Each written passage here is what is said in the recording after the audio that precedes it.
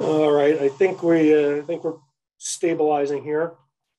So it is my distinct pleasure to introduce Dr. Miranda Orr.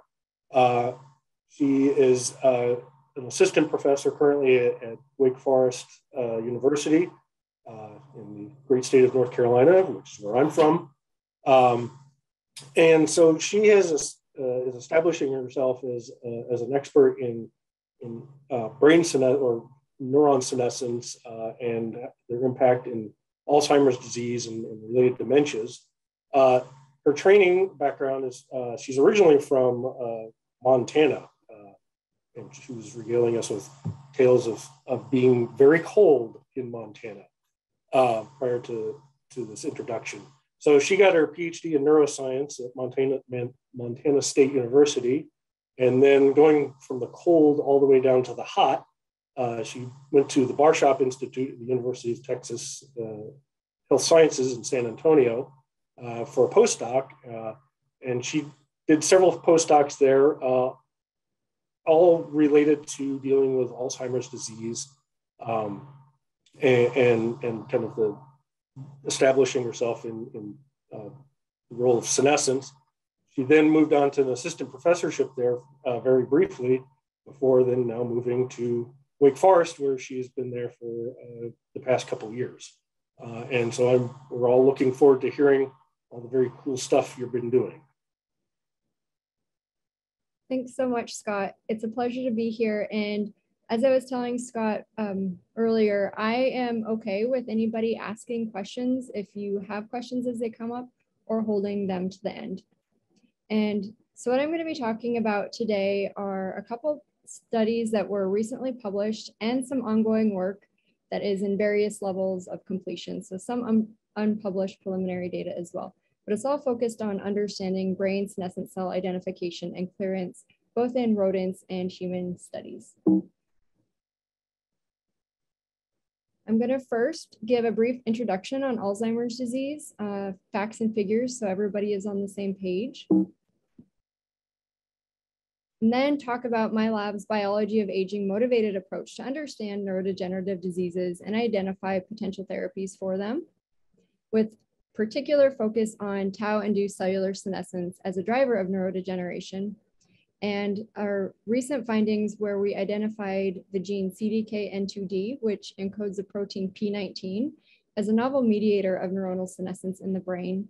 And then talk briefly about our clinical trial where we are targeting senescent cells for their clearance in older adults with amnestic MCI and early Alzheimer's disease.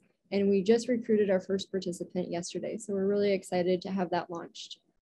And then share with you some unpublished data where we are using geomics, digital spatial profiling, to look at different types of senescent cells with or without neurofibrillary tangles in human brains. So I'm not entirely sure what everybody's background is. So if this is really redundant, I apologize, but I like to start by just getting everybody acquainted with Alzheimer's disease and a little bit of a brief history. So Alzheimer's disease is a devastating progressive neurodegenerative disease that is to this day defined by its pathology. And shown here is Dr. Alloway Alzheimer, who was a neuropsychologist and a neuropathologist who saw the very first patient that the disease is named after, and that is this woman shown here, Auguste Dieter. And you can read some of the conversations between patient and clinician, and what I'm going to share in this slide is a few of those lines. So everything in black font was spoken by Dr. Alzheimer, and then the responses by Auguste are in the orange font. So Dr. Alzheimer asks her, "What is your name?" And she says, "Auguste." And he asks, "What is your family name?" And she says, "Auguste." And asks, "What is your husband's name?" And she says, "I believe Auguste." He asks her where she lives. And at this point, she is in the psychiatric center. She says, "Oh, you have been to our place." He asks, "Are you married?" And right before that, he had asked her, "What is your husband's name?" And she says, "Oh, I am so confused." He asks her to write the number 5, and she writes a woman. He asks her to write the number 8, and she writes her name. While she is writing, she repeatedly says, "I've lost myself, so to say." So this particular patient was very interesting to Dr. Alzheimer because one, she was fairly young to be displaying some of these symptoms. So she was in her 50s. And he was really interested in the possibility that biology in the brain could be driving some of these cognitive changes. So when she passed away, he looked at her brain and he noticed that there were some very abnormal depositions, which are now referred to as A beta plaques, comprised of A beta peptide that accumulate outside the cell. And he also found these abnormal components within neurons, which are now referred to as neurofibrillary tangles comprised of tau protein. And so that was, he first reported this November 3rd, 1906. And today, Alzheimer's disease is still the most common cause of dementia with unclear etiology and poor treatment options. Nearly 96 years later to the date, November 2nd, 2002, my grandmother passed away with Alzheimer's disease. And she is the woman in both of these pictures here. The picture on the left is a picture of her high school senior class picture from her senior year. And the picture on the right is when she's a grandmother, and that's me with her in high school, a couple years before her memory started to decline. And my grandmother graduated her class valedictorian and really did everything to maintain a healthy brain and cognition throughout her life. So she ate very healthy. She raised a very large vegetable garden and froze and canned those vegetables. They raised their own chickens and their hogs. So it was truly farm to table in every sense of the definition.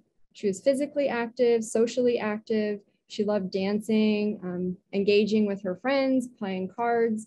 She was a huge aspect of my life and my cousin's life. But still, as she got older, she started to lose her memory, and it only got worse. And so we're really interested in what is this black box of aging. Today, just as it was 96 or 20 years ago when I first became interested in this, it is the only top 10 cause of death without a disease-modifying treatment. It's highly prevalent.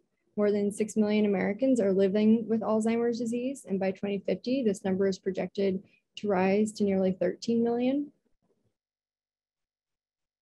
It's lethal. So what oftentimes people don't realize is that it is a deadly disease, and 1 in 3 seniors dies with Alzheimer's or another dementia. And to put this into perspective, it kills more than breast cancer and prostate cancer combined. And advanced age is the #1 risk factor. However, 20 or more years prior to symptoms, there could be changes happening in the brain that lead to Alzheimer's disease. So my lab is really interested in understanding the biology of aging and how it impacts Alzheimer's disease. So the biology of aging field has identified cellular and molecular processes that not only co-occur with advanced age, but if they're perturbed, they accelerate pathogenesis. And if they're intervened upon, you can actually delay these pathologies and extend healthy lifespan. So when we have identified cellular and molecular processes that we think may be important for brain aging and Alzheimer's disease, we then look through the literature or use postmortem human brain to see if there's evidence for these happening in people. And if there is, then we can take this back to the lab. And those of us that use rodent models in Alzheimer's disease have the benefit of choosing from dozens of different mice, and we can pair them ideally with a hypothesis that we're interested in testing and use clinically relevant outcomes after interventions. So we can look at behavior and do MRIs. And if the interventions work, then our team moves these to clinical trials. So what I'm going to be talking about today is tau and its role in cellular senescence, which is a fundamental cellular aging process, how we have identified some new molecular mediators of senescence in the brain. We had previously shown that removing senescent cells with a combination of dasatinib and quercetin improved brain structure and function in rodents. And we have moved this to clinical trial, which we refer to as STOMP-AD or senolytic therapy to modulate the progression of Alzheimer's disease. So I'm going to be touching on all of these aspects in this talk. Tau is my favorite gene, the MAPT gene and protein in life. It's very complicated. However, I think that it's gotten a bad rap ever since it was discovered. So it was first identified as a contaminant that co-purified with tubulin. And so shown here is a neuron, way back here is a cell body, and here is the axon. And if you dissect that axon and look inside, you see the microtubules. And shown here, tau is depicted as this purple string holding together alpha and beta tubulin. Tau is highly expressed in axon, but it's also expressed in other parts of the cell.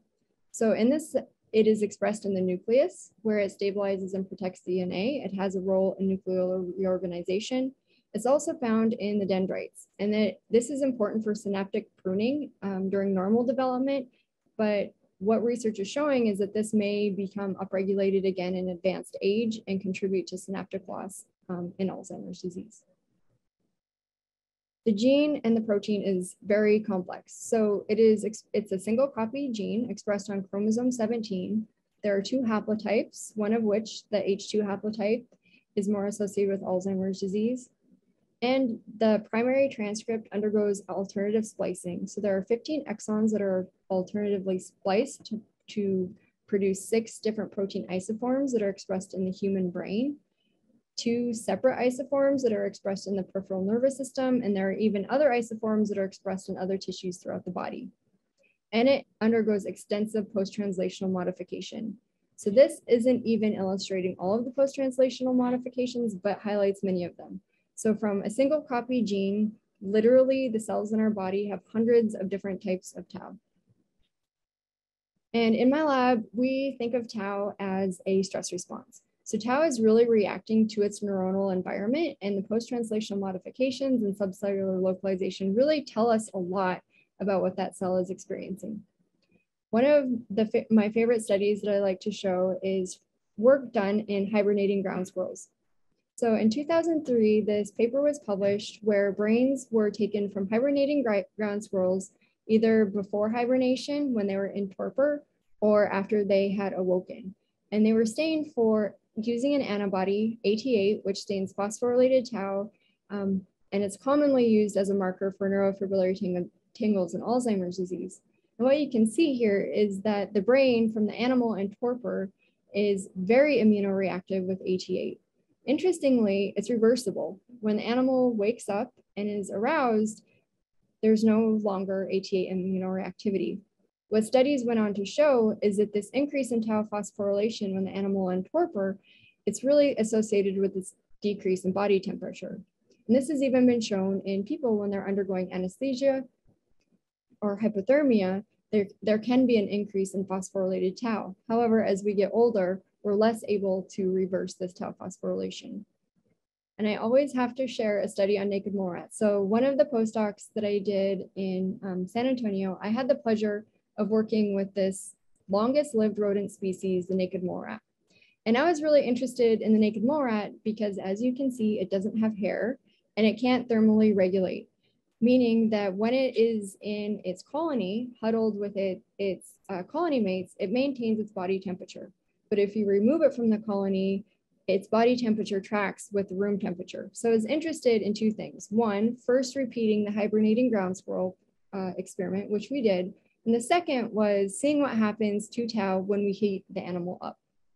So for this experiment, we euthanized animals, taking them immediately from their colony, looked at tau expression in the cytosol using an antibody HT7, which recognizes total tau. And we see prevalent tau expression in these animals. However, when we heated them up to 42 degrees Celsius, we saw a significant reduction in cytosolic tau. In animals that were allowed to recover, we saw it reappear in the cytosol. When we did subcellular fractionation, we found where tau was going, which is to the nucleus. So it's translocating to the nucleus and protecting the DNA at these high temperatures when DNA is really susceptible to denaturation. And this is akin to if we get a fever or a febrile response and it goes uncontrolled and our body temperature increases, your cells do need some sort of protective mechanism, especially to protect DNA. And throughout development, tau changes. So the tau expression profile in a baby is different than an adolescent, is different than a teenager. And then when we are adults and we get to make decisions about what we do with our life, if we're athletically inclined and we choose sports where we have an increase in or likelihood of having a brain injury like football or boxing, tau is aberrantly processed, this increases the risk of later life dementia. Similar with our servicemen and women that are at increased risk of blast injury, they may have increased risk, or they do have an increased risk of dementia later in life. And as we all know, as we get older, we have an increased risk of developing Alzheimer's disease. And tau inclusions are the most common intraneuronal pathology among all brain diseases. And shown here is a laundry list to just really hammer home that point. So in my lab, we're really interested in understanding tau and all of its complexities. And something that has always been very intriguing to me ever since I started studying tau was that neurons that arguably have the highest level of tau and are under the most stress don't die. So shown here is an image of a neuron with a neurofibrillary tangle, and you can see it's almost mummified. This tangle is encasing the entire neuron, but these neurons don't die. They're predicted to survive up to 20 years in the human brain. They've definitely been shown to live several weeks at least in rodent models. Yet they're the closest correlate with disease severity, meaning that the more tangles there are, the worse the neurodegeneration and the worse the dementia. Yet the neuron loss far exceeds the number of tangles by orders of magnitude. And so we thought that when I started learning about cellular senescence, I thought that these sounded very similar to senescent cells. And cellular senescence is a fundamental cellular aging process, and it is a way that cells survive damage. So shown here, in case you're not familiar with cellular senescence, I put together a few slides that with a cartoon depiction of senescence. So if you think of this, all of these round circles as cells, and if you think of this as your skin, and you're outside on a hot sunny day, and if you get a sunburn, your cells have a few options. One is if they can't repair the UV or DNA damage, they can undergo apoptosis. And if this is a regenerative tissue, it's not a problem, that cell can be replaced. Cells can also continue to divide with this damage, which isn't a great option as this can lead to cancer. Cellular senescence is neither apoptosis nor division, but it's a change in cell fate where the toxicity and the detriments happen by a cell staying put. So these cells actually change their morphology, they change their metabolism, they become highly secretory, and the molecules that they release signal the immune system to come clear them. Because when they become senescent, they upregulate pro-survival pathways, so they really are not able to undergo apoptosis. However, if the immune system doesn't clear them, with time, these molecules become toxic to the neighboring cells, which can induce apoptosis or cause neighboring cells to become senescent and further perpetuate the damage. So we were interested in testing the hypothesis that tau accumulation induced cellular senescence in the brain. We published this study in 2018, so I'm not going to spend a lot of time going over the data other than to just orient you to where we are now. So we used a hypothesis-driven approach where we were interested in looking specifically at neurons with tangles. And so for this experiment, we used data that had been derived from laser capture microdissection, where the group had dissected out neurons with tangles or neighboring neurons without tangles from postmortem human brain and ran microarray. So we analyzed that transcriptomic data and compared cells with tangles to those without. And shown here, anything in a black bar to the right is upregulated in a neuron with a tangle, and the pathways that are in open bars and to the left are downregulated. And so what we found is that neurons with tangles upregulated cell survival. They had evidence of aberrant cell cycle activity as shown by cell viability of tumor cells, upregulated inflammatory response, all while downregulating these cell death pathways. And we used a tau transgenic mouse that developed neurofibrillary tangles, and we found that they recapitulated cellular senescence in the brain. We saw evidence of cell cycle dysfunction, the secretory phenotype, DNA damage, chromatin changes, mitochondrial dysfunction. And when we treated these mice with drugs that cleared senescent cells, we saw an improvement in brain structure and function.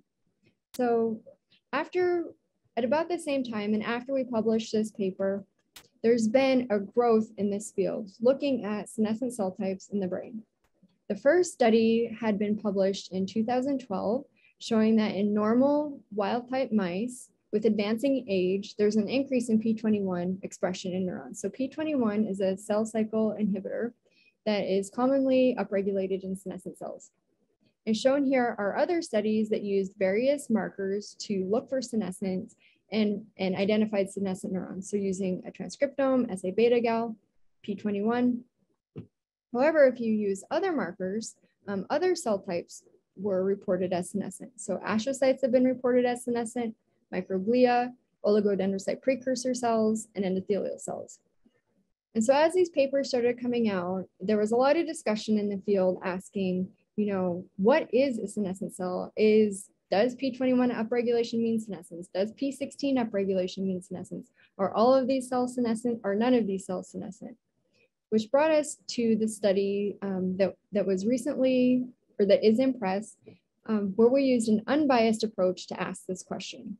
So we wanted to know if we looked at single cells in human brains, first of all, are they there? Can we detect them? And what are they?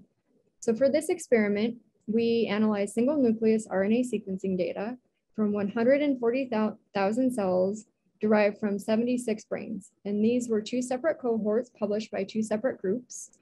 And we asked, are there senescent cells there? And if there are senescent cells there, what are they?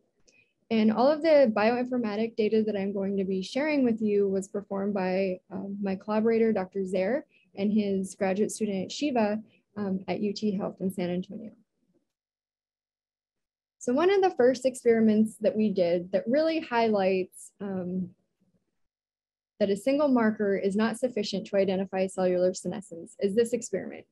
So we had these 140,000 cells and we asked the question, is there upregulation of CDKN2A in these cells? So CDKN2A encodes P16, which is one of the best biomarkers of cellular senescence.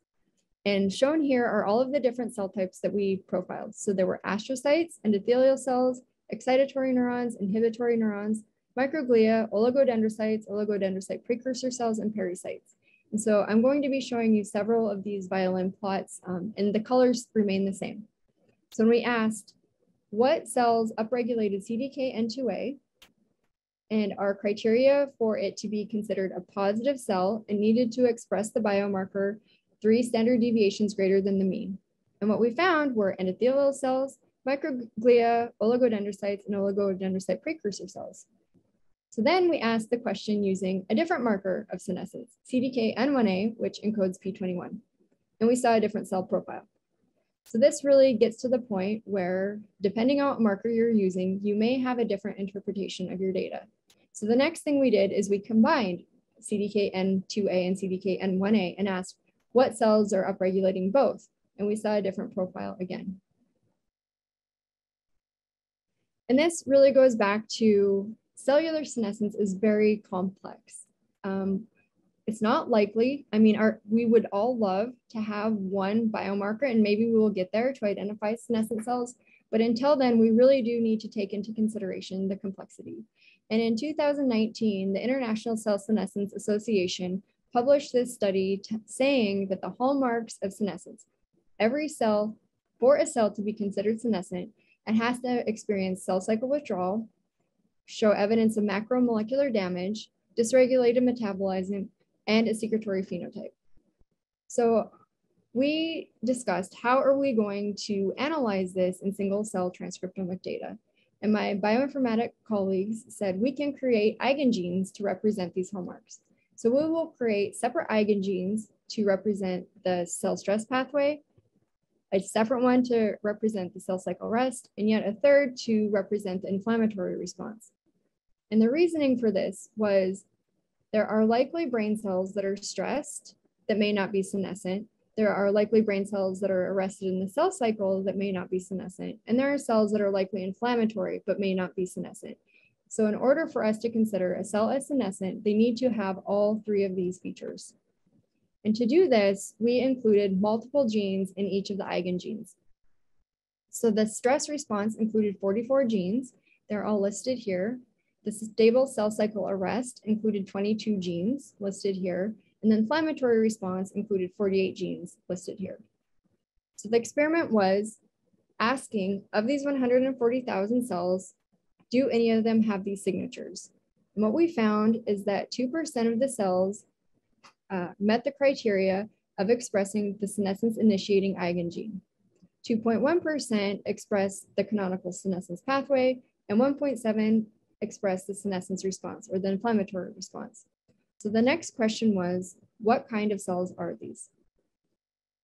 So this again is a violin plot, very similar to the one I showed a couple slides ago. When we asked which are the cell types expressing the senescence initiating eigengene, we found that only excitatory neurons were represented.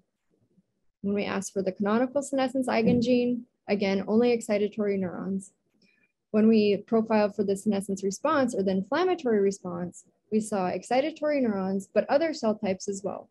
And so we interpret that there are other cell types that we know are inflammatory and that upregulate some of these markers, but they may not be senescent because they aren't displaying the other critical features of cellular senescence. So then the next question was, are these the same cells that are expressing each of these features? So this particular analysis, each of these bars represents the number of cells that is indicated by the green dot. So if the green dot is highlighting SIP here, for example, that's the initiating pathway, and there were 1,350 cells. And so 1,525 cells had the canonical, 991 had the inflammatory response, and 1,050 expressed none of them.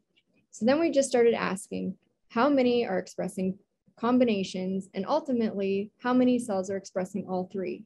And we found that from the entire, starting with the entire 140,000 cells, 215 had all three.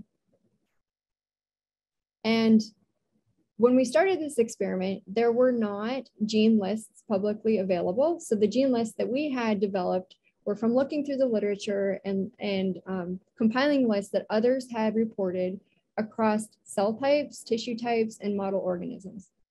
Since then, there have been publicly available gene lists from Cell Age, Gerontology, and KEGG. So we repeated this experiment using these other gene lists. And ultimately, not going through all of it, what we found is that 168 cells expressed all of the eigengenes, ours as well as the publicly available. The next question we wanted to know, are any of these special cells tangle-bearing neurons? Since we found that the prominent senescent cell type were excitatory neurons, which we know develop tangles in Alzheimer's disease. So to begin answering this question, we created a separate eigengene for neurofibrillary tangles, and this was created from the transcriptomic data that was generated from laser capture microdissecting neurons with and without tangles. And when we did this experiment, we found that the 168 special cells also overlapped with the neurofibrillary tangle eigengene. So this suggests that they are the same cell types. In this next slide, I'm showing you another experiment that we did to really determine whether or not these cells were overlapping. So shown here are plots of all neurons are shown in pink, and then neurons with neurofibrillary tangles are shown in green.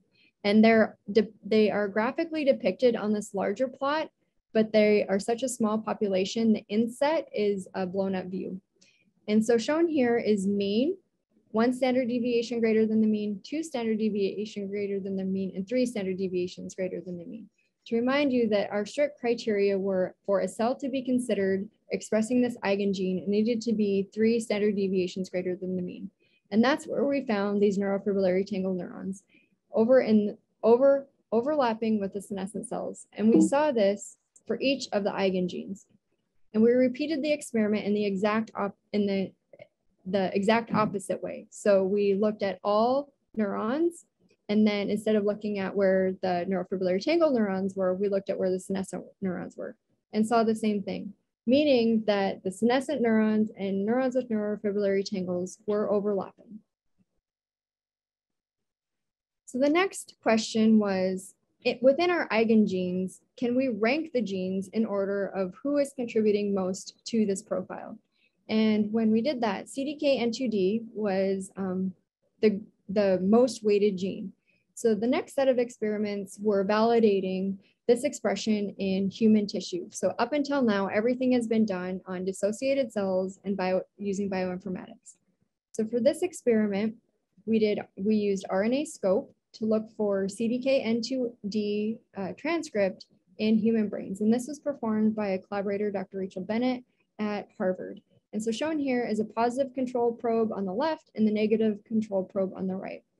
And when she applied the CDKN2D probe to Alzheimer's disease compared to control tissues, there was an increase in CDKN2D expression, which is shown here by all of these, the white punked up.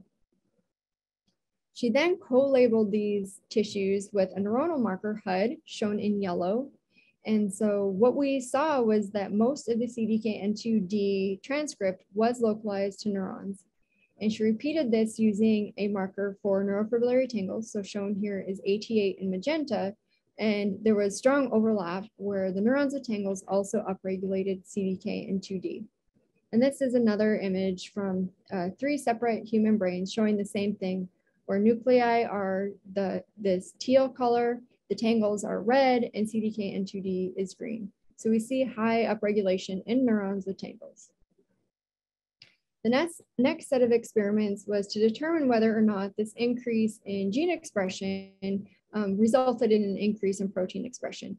So for this, we used immunohistic chemistry, and these experiments were performed by Dr. Jamie Walker, who is the co-director of the Biggs Brain Bank at UT Health in San Antonio. So on the top, what I'm going to be showing you are brain stained with AT8, which recognizes phosphorylated tau, and immediately below that is tissue from the same subject stained for P19, which is the protein coded by CDKN2D. So in each of these cases, we saw a different subcellular localization and expression of AT8. And in each of them, we saw an increase in P19.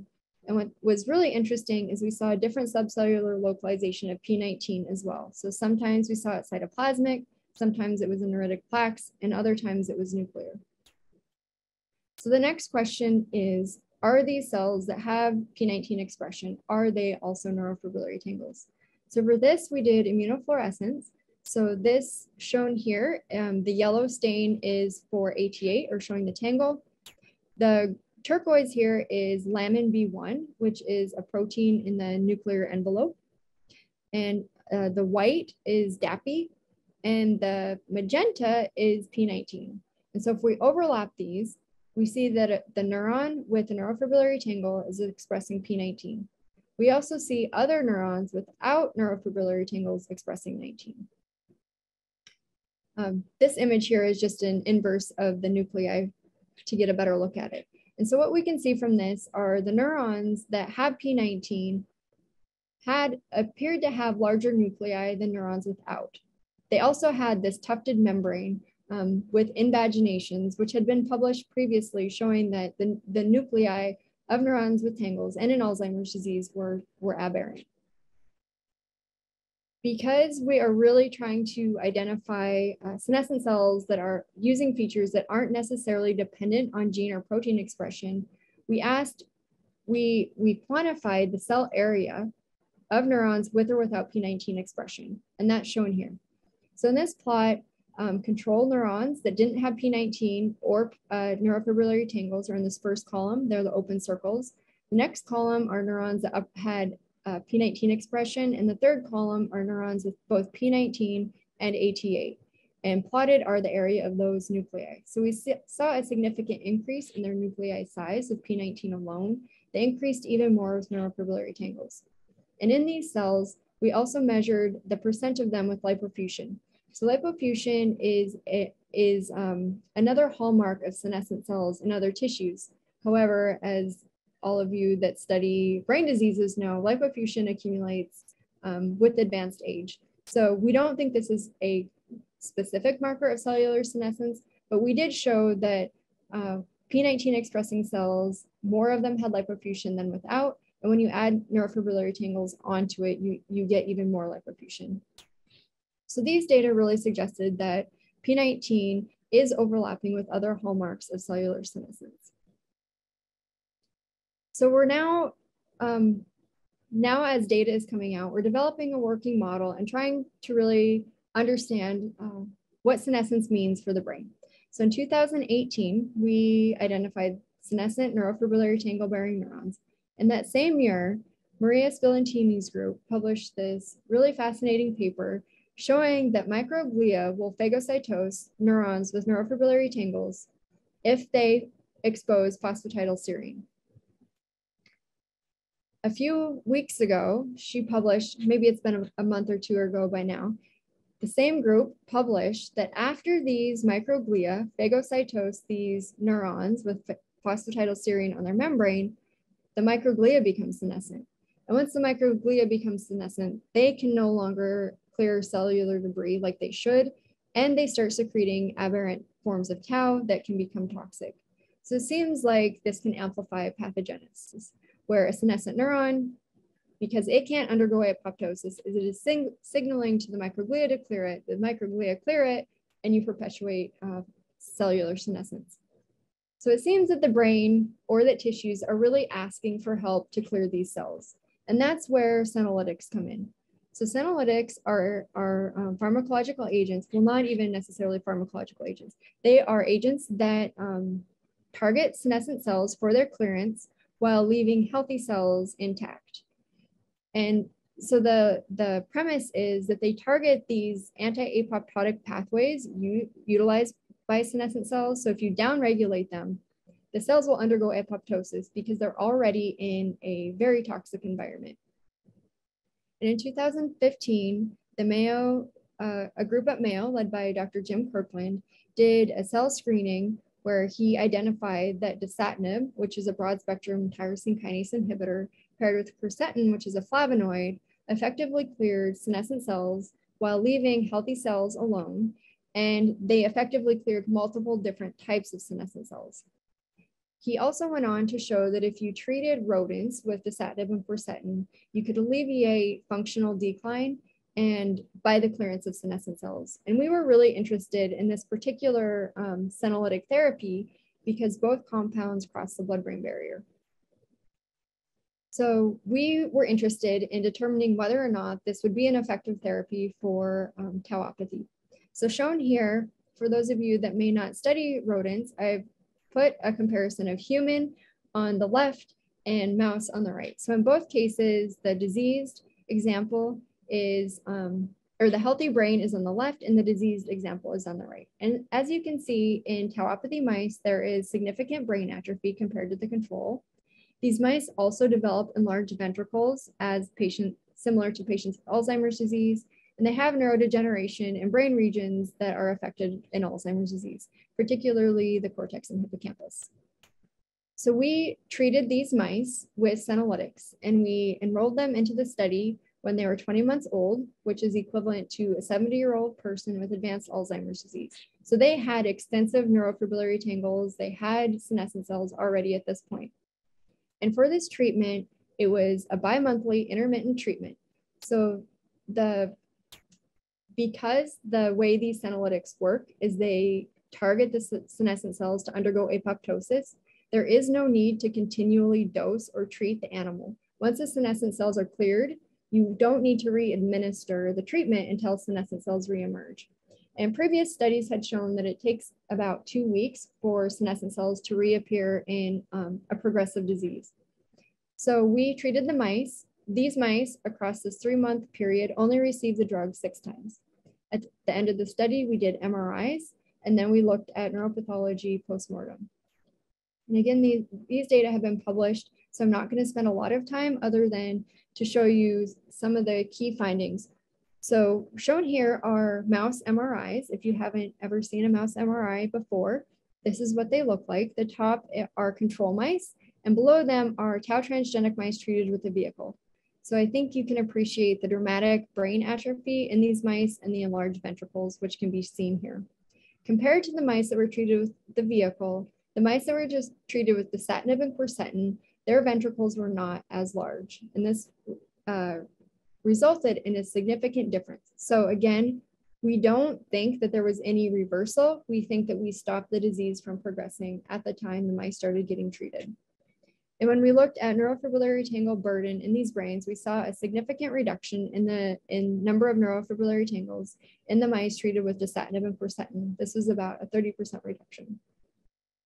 And these findings are the same senolytic treatment, dasatinib and quercetin, was used in an A-beta mouse model. and published shortly after ours, showing similar results where treatment with dasatinib and quercetin cleared senescent cells and improved brain structure and function.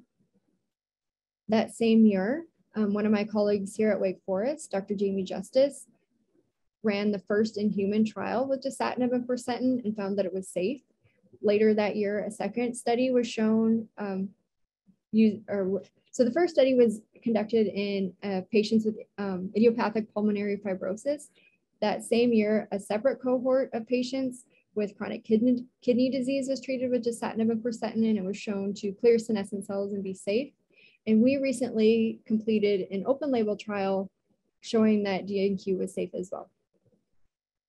So with the positive preclinical data and the positive safety profile, we have received funding from the Alzheimer's Drug Discovery Foundation to begin testing this in older adults. So this is a multi-site trial led by us at Wake Forest. Other sites include UT Health at San Antonio and the Mayo Clinic. And we refer to our study as STOMP-AD, or senolytic therapy to mitigate the progression of Alzheimer's disease. We also have additional support from the OAIC National Coordinating Center to add in additional aging outcomes, as well as our Wake Forest ADRC. In the next few slides, I'm going to provide an overview of our study design. It is a 48-week study with 13 study visits. We are enrolling older adults, 65 and older, with amnestic MCI or early Alzheimer's disease with evidence of elevated tau, either in CSF or PET. At baseline, subjects will be screened with a battery of cognitive testing. We will take blood in CSF to get baseline levels of senescence, as well as perform tau PET and MRI. Then subjects will be randomized to either receive dasatinib and quercetin or placebo for an intermittent treatment consisting of 6 cycles spanning 3 months. So this is really identical to what we did in our rodent study. At the end of treatment, subjects will repeat the baseline outcomes. And then subjects will remain enrolled in the study for an extended follow-up period. And so the purpose of this follow-up period is to see if and when senescent cells come back and how long lasting the effect may be. So at 6 months, 9 months, and then at end of study, we will take blood to look at senescence and perform cognitive testing. And then at the end of the study, we will include tau PET. Our primary outcomes are change in senescence pre-post treatment. Secondary outcomes are change in cognition across the span of the trial, as well as tau deposition. And as I mentioned, we have several exploratory outcomes looking at aging phenotypes. And what I'm going to show now are some very early data from our pilot study that we called Baby Stomp. So this was an open label study that was the prequel to the multi-site phase 2 trial. This was led by Dr. Mitzi Gonzalez at UT Health. And in this open label study, 5 older adults with Alzheimer's disease were enrolled, all of which received dasatinib and quercetin over a 3-month period, this intermittent treatment strategy. And the primary outcome was blood-brain barrier penetrance, and as well as to determine safety and feasibility of the study. So we did determine blood-brain barrier penetrance of both compounds. The study was safe. There was, everybody remained enrolled. There were no adverse events. Cognition was stable. We are continuing to measure or analyze the data from the senescence biomarkers, brain imaging, lipidomics, and aging biomarkers. And what I can show you are a couple data points from the 80 biomarkers in CSF. So shown here are levels of A-beta 1 to 42 pre and post treatment, where the line is connecting the subject. So each subject shown pre and post. And we saw a increase in A-beta 1 to 42 post treatment with a p-value of 0.0795. And to remind you, higher levels of A-beta 1 to 42 in CSF are better. So as A-beta 1 to 42 accumulates in the brain, there is a decrease in CSF. So this is a movement in perhaps the right direction. We also looked at total tau in CSF. We saw no change or a stability across this treatment period, possibly with one subject showing a modest decline. Nevertheless, these were very promising data as we move forward to the phase 2 trial. So in the next couple slides, I'm going to go over some of our ongoing experiments and get back to our working model. Okay, so in our working model, we know that tangles can cause senescence, the microglia may engulf these senescent cells, the microglia then become senescent, and we get this amplified pathogenesis. So the question is, are these senescent neurofibrillary tangle-bearing neurons different from non-senescent neurofibrillary tangle neurons? And this was motivated by some of the data that we generated in our Nature Aging paper, where we saw strong overlap between senescent neurons and neurofibrillary tangles, but not all of the neurofibrillary tangle-bearing neurons were senescent. So are they different? Are neurons with tangles different than are senescent neurons with tangles different from other tangle-bearing neurons? Are there tau isoforms or post-translational modifications that are different between them? Are senescent cells causal to Alzheimer's disease or just associated with it? Do senescent cells differ among AD subtypes? And are they common across brain diseases? So we have ongoing experiments to address all of these questions. And I'm going to show you some data, some preliminary data from some of them. So to answer a lot of these questions, we're using a technology developed by NanoString called the GeoMx Digital Spatial Profiler.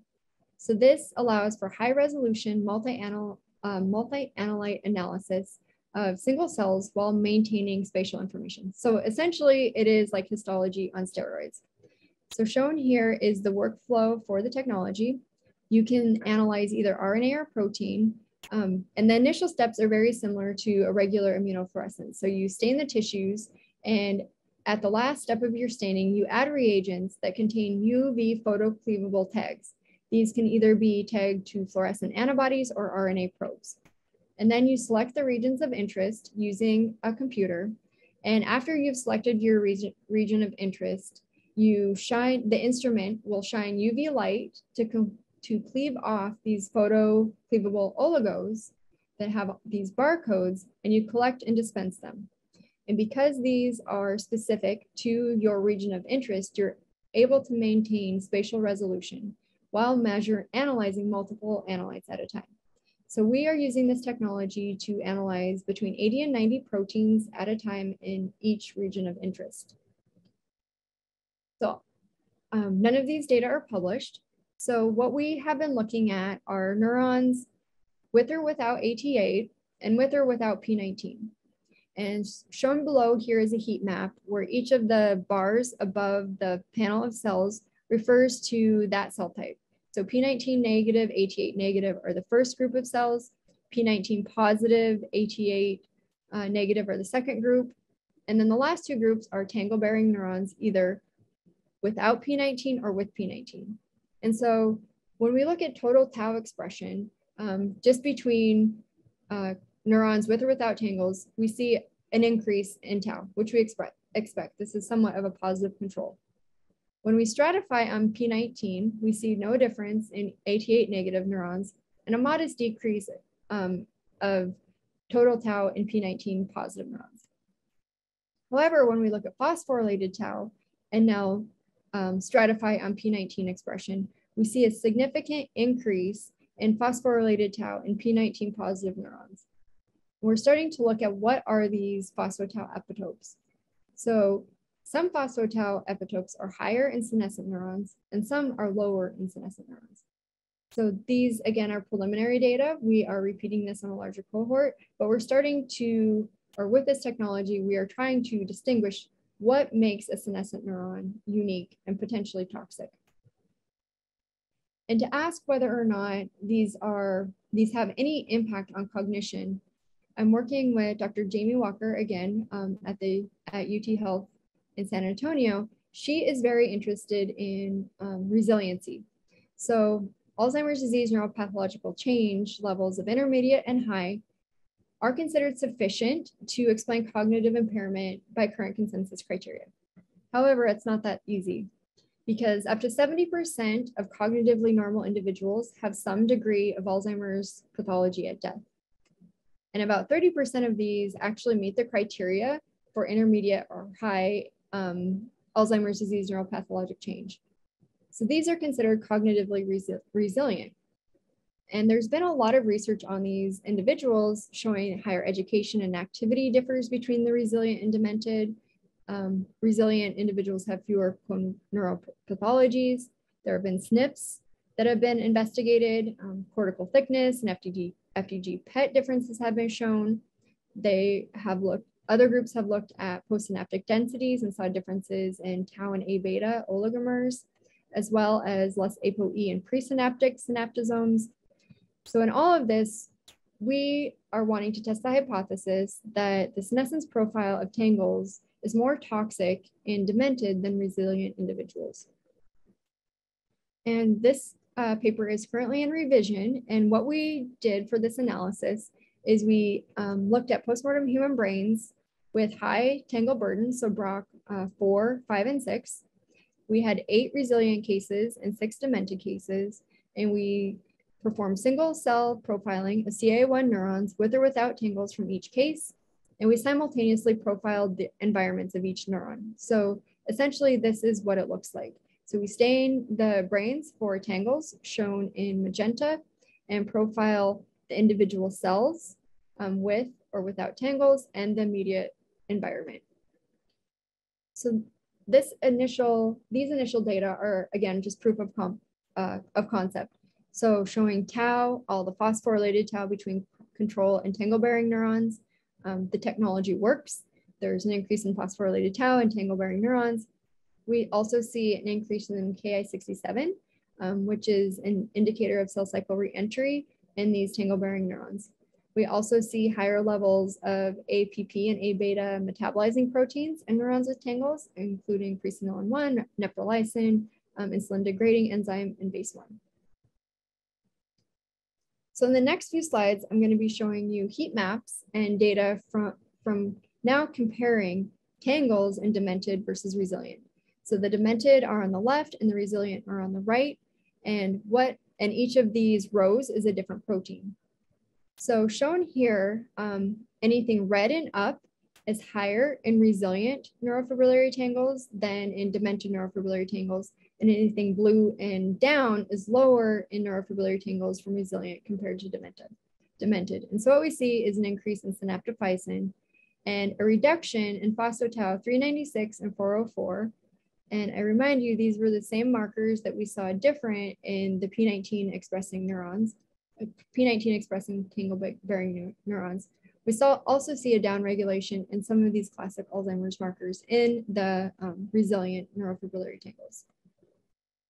So we also profiled the periphery. So now instead of looking at the cell, we're looking at what's going on in its environment.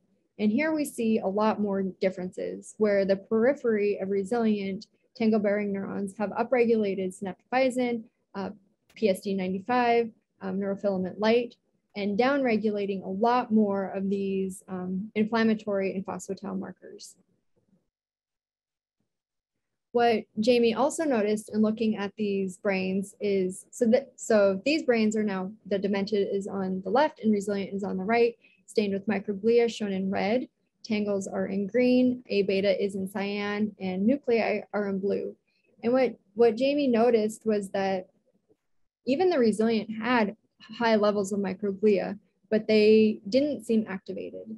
And so if we go back to our working model, if these microglia are phagocytosing senescent neurons and then becoming senescent, we may be seeing a difference here in the resilient and demented on microglia activation and whether or not they have become senescent. I also am collaborating with your very own Dr. Dirk Keen on an R01 project where we're trying to identify when in the lifespan does cellular senescence occur and does the senescent cell profile change with disease stage. So for this, what we proposed in the R01 was to profile 88 positive and negative neurons and their environments throughout the adult lifespan, ranging in age from 20 to 100 plus, and in a second aim, use the same method to profile 88 positive cell and negative cells in their environments across BROC stages. However, now that we have identified P19 as this marker of senescence, we are including that in these analyses. So profiling 88 positive or negative and P19 positive or negative cells throughout the lifespan and Brock stages. And we're actually seeing P19 expression in some of the youngest healthy brains that we've looked at. So these data are all preliminary and we have a lot more to profile, but this is interesting. And segues into the role of senescence, perhaps in healthy brain aging or healthy tissue aging. So this paper came out 3 days ago, where we profiled cellular senescence across human tissues, and these are from healthy individuals, and looked at whether or not we could find senescence, what cells were senescent, and what their profiles were. So shown here in C is a ranking of the tissues with high senescent burden. So testes was the tissue with the highest level of senescent cells, but you can see the hippocampus is third in line. We also found cerebellum, substantia nigra, spinal cord is on this list. But what I will also point out in D, these are the molecular regulators of the profile, and CDKN2D is not in this list. However, one of our other favorites, CDKN1A, is. So it seems that there may be senescent cells in healthy tissues, but they have a different molecular profile than those in diseased tissues. And this may modulate or determine whether or not these are an unhealthy disease-driving senescence or a physiological senescence. So to summarize, cellular senescence is complex. It's poorly understood in general, even more so in the brain. Identifying senescent cells in vivo requires multiple innovative approaches that capture analytes with cell type specificity. We found that excitatory neurons expressing CDKN2D or P19 and tangles are a source of senescence in human Alzheimer's disease. And we are using this similar approach to identify other senescent cells in healthy brains, as I mentioned. We're also finding that senescence correlates with some, but not all Alzheimer's subtypes. And we're using these new markers to uncover even new modulators of senescence, and therapies that target senescent cells are moving to clinical trials, including ours that we are actively screening. So with that, I'd like to acknowledge all of my collaborators. I've been really fortunate to have a great team, not only at Wake Forest, but in other institutions, including UW, Dirk, Amy, and Kim have been fantastic, providing me with these brains. And of course, all of my funding agencies, and I am recruiting. So if you know anybody that is interested in any aspect of this research at any level, please reach out. And with that, I will be happy to take questions. All right. Thank you very much for the talk. It was super cool. All the single cell or spatial stuff is really coming to the forefront, and is something that our department is really looking to push. So this was really timely. Happy to take questions. Raise your hand or put it in the chat, and I will try to call on you. Let's see here. Yeah, okay. So Alessandro, did you raise your hand there? That was actually the applause reaction. Oh, was it? Oh, but sorry. I was kind of forming a question in my mind, so I'll try and put it out anyways. That was really exciting. Looking at when you did the specific profiling of the expression profiles of different cells, so the initiator versus the common sense phenotype and then inflammatory phenotype. The one thing that stood up to me, and you didn't follow up on that, and I wonder if you intend to or have any insight into that, is that a lot of the inflammatory associated phenotype, the senescence associated inflammatory phenotype, was associated with the astrocytes, it seems. And there are reports that I only know of because I did them, because I'm not really good at following the literature, that now astrocyte senescence is something that happens with age and with and especially with exposure to amyloid beta rather than tau. Tau might also be a catalyst of that. So I don't know if you have any ideas or any insights on that. Yeah, it's a great question, and one that is definitely going to require a lot of effort, not only by me, but all of the other labs that are interested in this topic. So what we found so we did a lot of analyses trying to determine whether or not any of the eigen genes correlated with advanced age or disease stage. And as you pointed out, what we did see is that The one correlate with advancing stage was the astrocytes, specifically with the inflammatory phenotype. It is confusing to us because we didn't see that they upregulated either the initiating response or the cell cycle withdrawal. So right now we think that these just might be activated or pro-inflammatory astrocytes, but may not be senescent. That is our hypothesis right now based on the data, but it's also possible that these astrocytes are using even a different gene expression signature to become senescent. So I would say to be determined. We don't know, but that's what we think. All right, thank you. Let's see. Ellen Potter asks, how is blood senescence identified or measured? So we are looking at CD3 positive, P19 CD3 positive T cells in the blood. And so that has been the best measure so far in clinical trials. And so that's what we're using as a blood readout in our trial as well.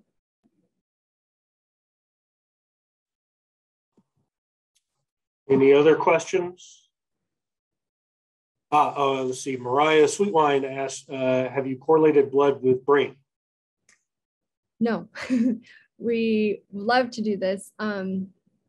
We actually submitted in R21 to do that. It wasn't funded, but we do want to do that. Looking at blood, comparing blood biomarkers with postmortem brain. She has a follow-up question, which is in the context of expression of P19 in the young. You have plans to follow up on whether these are actually cells that are senescent versus engaged in cell cycle regulatory pathways for other less permanent functions. Yes.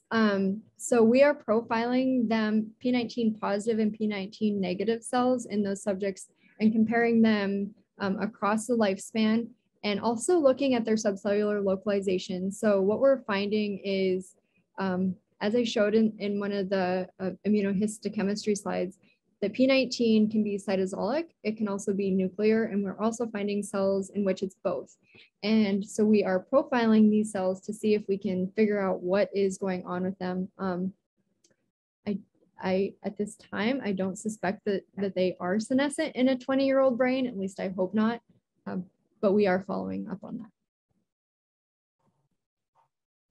So I actually have a question. So the brains that you've been looking at they're just idiopathic. You don't know what their like ApoE status is or any other genetic predisposition. Do you think, or have you looked at stratifying based on ApoE status or whatever, any of those genetic components? Yeah, thankfully we do have all of that information because of the great brain bank that y'all have. I don't know if we will look. I don't know if we'll be powered enough at the end of the study to make any conclusions, but we will hopefully be able to see trends. It's a great question, trying to understand all of these intricacies. Because something that I don't think that I mentioned is Bin Zhang, who is one of my collaborators at Mount Sinai, published a paper last April where he looked at transcriptomics from single cells from dozens of brains, and he found 5 different subtypes of Alzheimer's disease, and we're now correlating senescence with these different subtypes. We're seeing if there is a correlation, and what we're finding is that senescence burden does not correlate with every subtype of Alzheimer's disease. So this is only to say that I think we're at tip of iceberg and trying to understand what all of this means. Are there any other questions? Here's your opportunity. I'm sure she will also be happy to answer any questions via email as well. Yeah, absolutely. So if there are no more questions, let's thank Dr. Orr again for a really interesting talk. Super cool, and looking to hear what you're up to next. Sounds like some really cool stuff. Thanks so much. It was a pleasure. Thank you, everybody. Bye.